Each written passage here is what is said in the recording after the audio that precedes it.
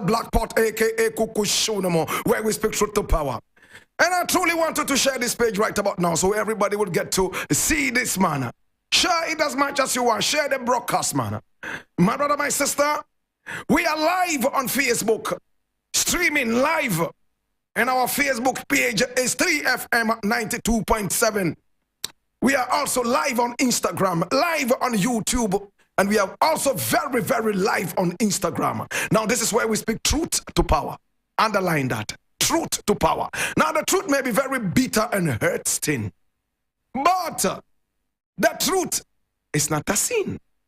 My brother, my sister, this is the Black Pot, and we are in the service of God and country. Here we don't do politics. What we do is called patriotism. We deal with Pan-Africanism, rewiring the mindset of our people. If the mindset of our people is right, every other thing will be righted. This is the Black Pot, aka Kukushunamo, right here in the service of God and country. And from the news reel, we always keep it real. Now,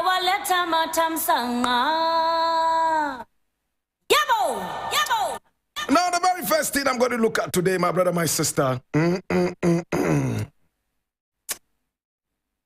am looking at something very, very interesting here. And I need you to come along and listen with rapt attention. Now, this is former President John Dramani Mahama speaking. And I'm reading this from 3 News, the most authentic source of news online. And it says, provide commensurate compensation for all victims. Mahama demands after military swoop in Ashima. Read it. Former President John Dramani Mahama is calling on government to provide compensation to all persons affected by last Tuesday's action by the military in Ashaiman in the Greater Accra region. He described the current situation as potentially inflammatory and prayed for peace and harmony. I pray we find peace and harmony in our dear country, as the government and state institutions immediately step in to address the potentially inflammatory development between Ashaiman and the Ghana Armed Forces, including providing commensurate compensation for all persons affected. He wrote this on his official Facebook on Wednesday, March 8, following an operation by the military in Ashaiman last Tuesday. The operation left some civilians injured, whilst 184 were arrested. About 150 have since been released. The coordinated sanctioned operation was to fish out persons behind the gruesome murder of a military officer on Saturday, March 4. Mr. Mahama expressed deep sadness over the death of the army officer. Lord Dina and I extend our deepest condolences to his bereaved and grieving family and the officers and men of the Ghana Armed Forces. But he urged the military to exercise restraint and allow due process to take course. As your former commander-in-chief, I do appreciate how much unexpected deaths affect the force. However, I encourage you to exercise restraint and allow due process to investigate, apprehend, prosecute, and punish the perpetrator or perpetrators of the dastardly act.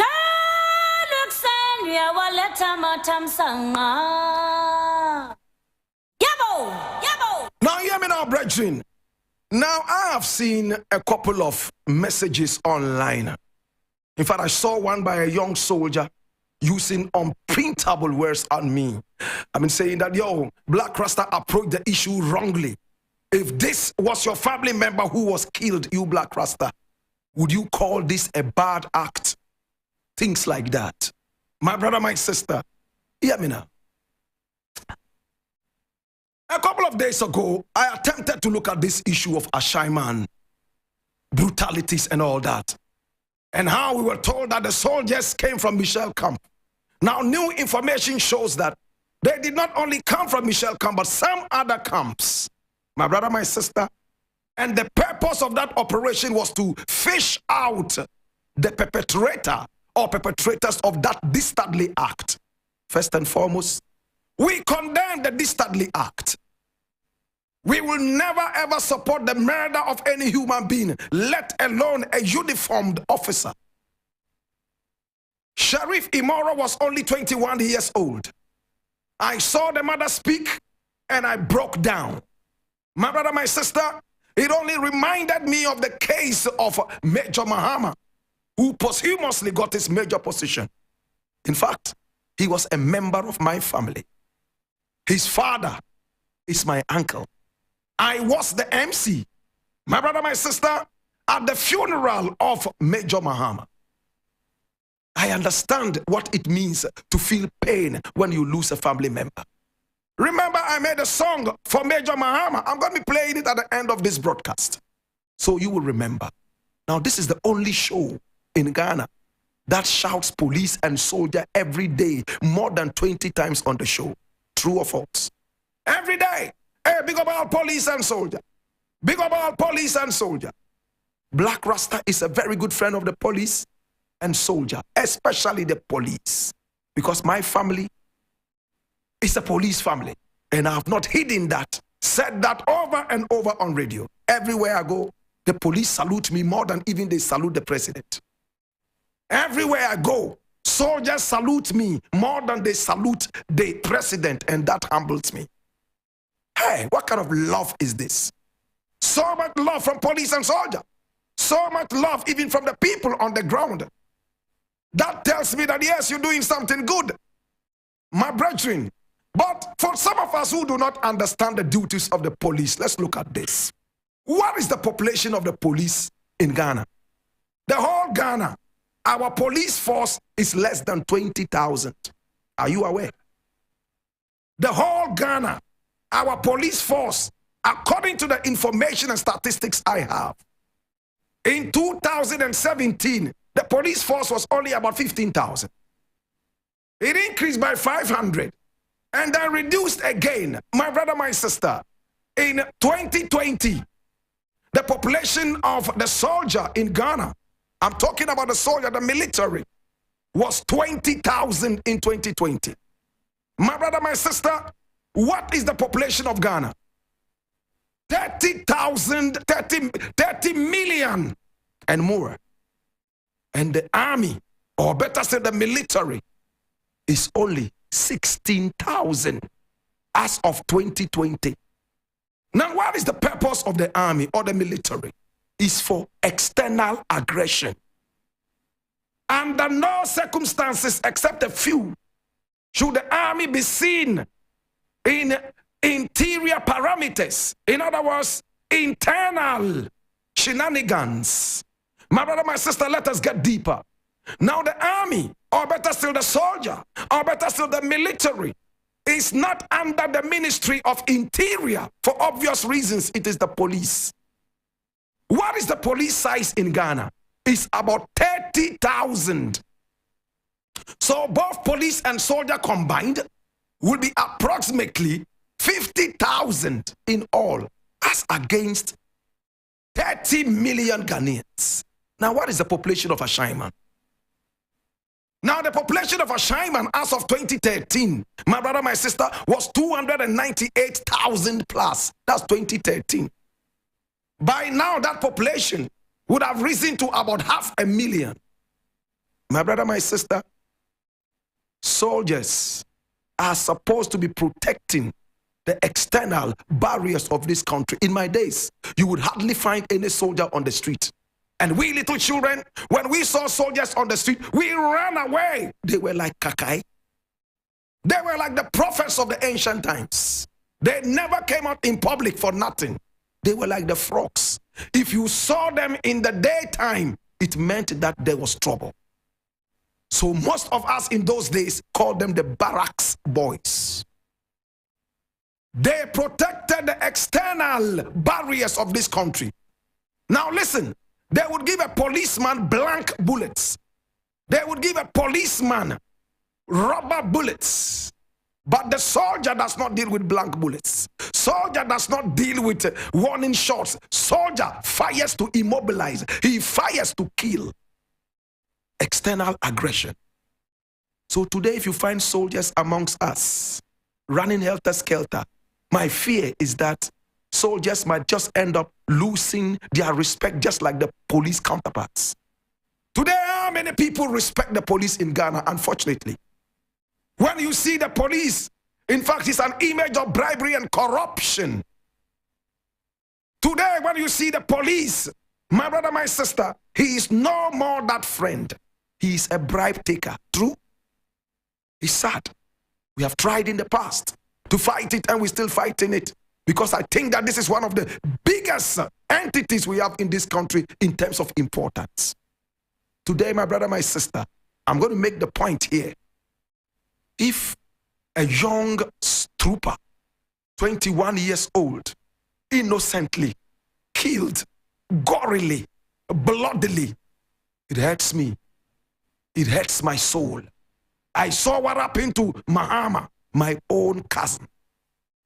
My brother, my sister, so if police will be sitting down right there in Ashaiman and all over Ghana, and soldiers will be unleashed to take over internal activities, then I wonder what is happening in the country.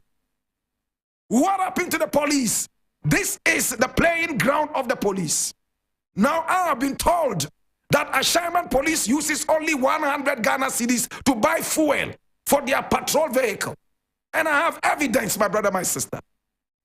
100 Ghana cedis a night. Ashaiman police, 100 Ghana cedis for patrol. So when the soldiers drive, I beg your pardon, the police drive just a few meters out to patrol the area, they realize that they are running out of fuel. So what do? They park the vehicle, sit in it, and tell stories. And those of them who smoke would also smoke. Those who do not smoke will just sit down there and doze off. How would the crime in Ashaiman not increase when you are running the whole area with 100 Ghana cedis worth of fuel? And as I said, I have evidence. I have put this out several times to get the Ashaiman police to react, but never. Now that the governments have a saying that I like it, I want to unleash it on you right now. They said if the dog will sit down in the house for the goat to bark at the thief, then it is a useless dog. The dog's business is to bark at anything that is strange. The goat does not bark.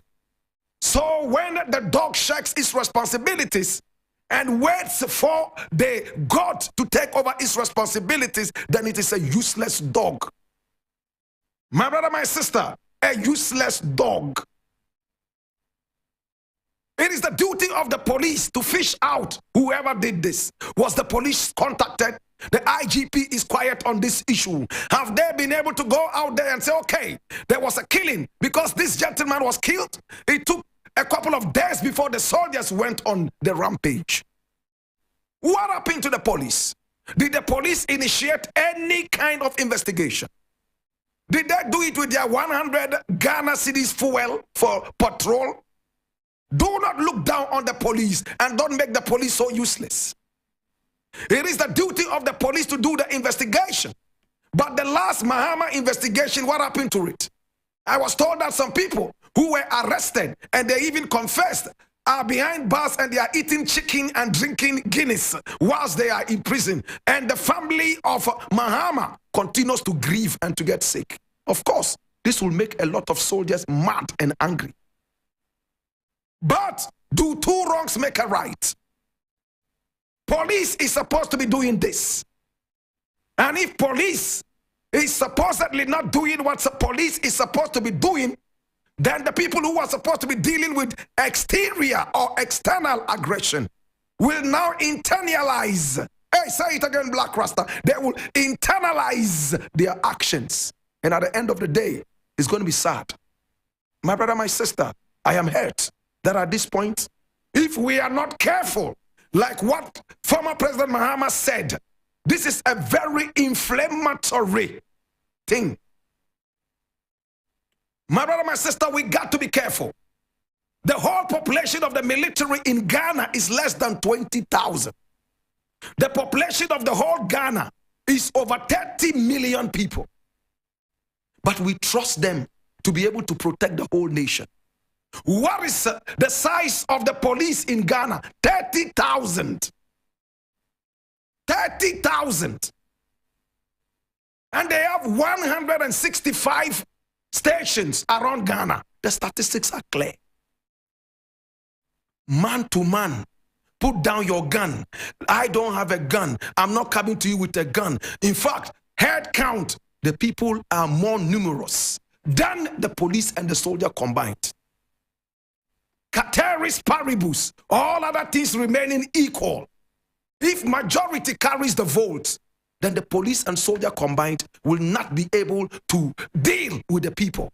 But because of the guns, because of the ammunition that the people bought for the police and soldier to use to protect them, my brother, my sister, they would not be able to stand the police and soldier. Do we get the point? Now, if the people are buying you guns and ammunition and all that to protect them, and you turn the guns and ammunition on the people, oh my God, what a disaster. If we don't deal with this issue well, now it has come out officially that the soldiers who were unleashed on the people of Ashaiman officially. With all the military vehicles there and the chopper flying all over the heads of the people, officialized. What might not have been officialized was the beating and the brutality on the people. But my brother, my sister, we got to be careful. This can spark off something that we are not ready for, something we can't say on radio and on TV. As President Mahama, former President Mahama said, we need to have some restraint. It is painful. Sometimes when you lose a family member, you lose your senses. I've gone through it and I know what it is, but do not let the devil take control of us. To God be the glory.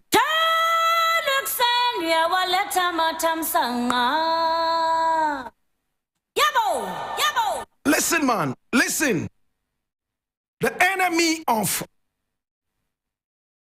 the police and soldier is not the people, it's the politician. If there's anybody you are looking to beat, if police and soldier, you are looking for anybody to beat, is the politician.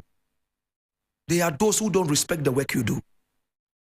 In fact, when the citizens of Ashaiman see police and soldier, they are so friendly. They go, Koti, saying, Abai, saying, and things like that.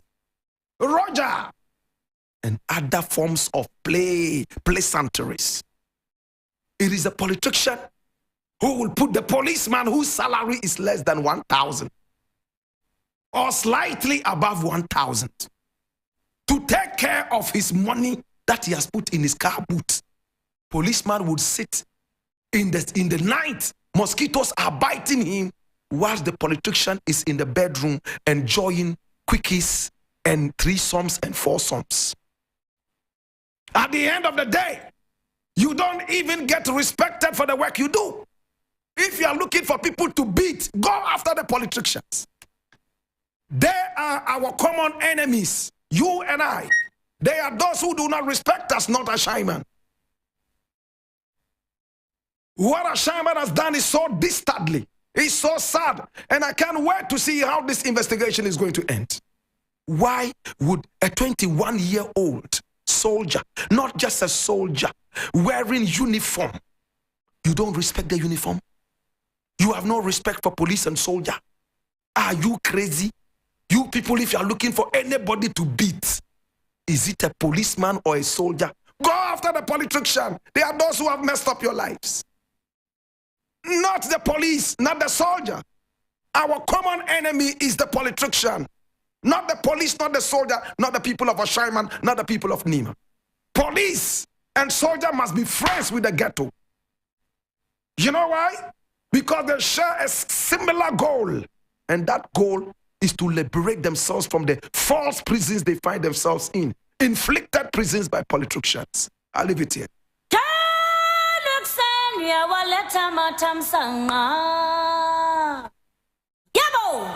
Next thing I want to quickly look at, my brother, my sister. Today I've spent so much time talking about one issue, but it's most important to me.